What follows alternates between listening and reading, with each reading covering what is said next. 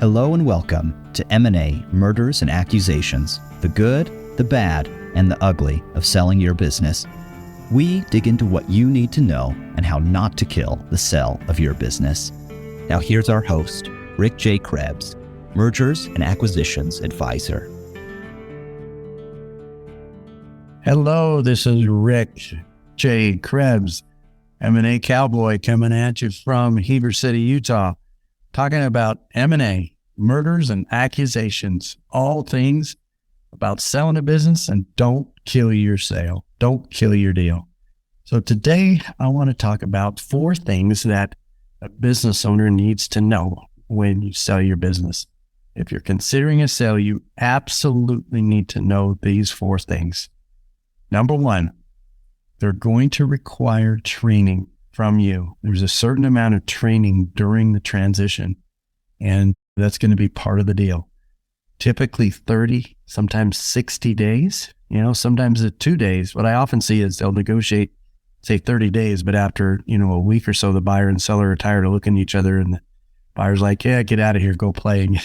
But then they want it back if they have an issue. So you're going to need to provide training as part of the deal, typically 30 days, once in a while, 60 days. So any work after that is typically paid as an independent contractor.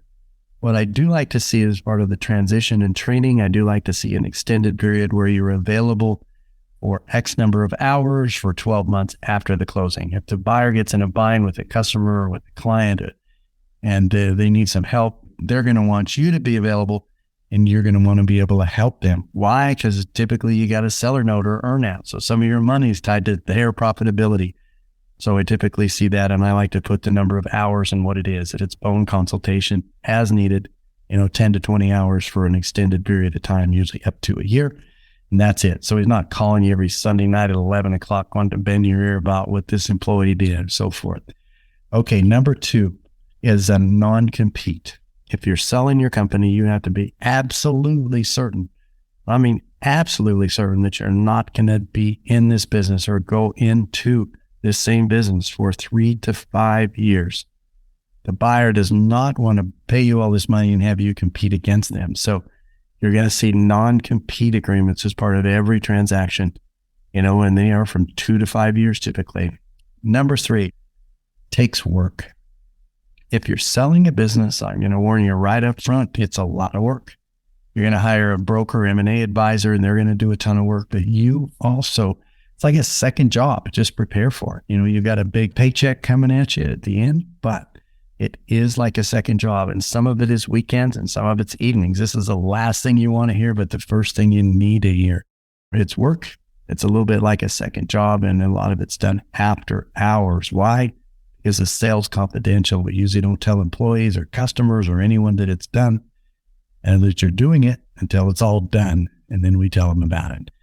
Okay, number 4, typically you're going to see seller carry, which is either in the form of an earnout or seller note or both. There are some all cash transactions, and we need to, and we love those. You do those. And I did a couple last year, but I would say the majority require some sort of seller carry or some sort of earnout. Each of them have their pros and cons, but just plan on that. You're not going to get all your money up front as a rule. Sometimes you do, but most of the times you don't. And typically the seller notes are 2 to 5 years.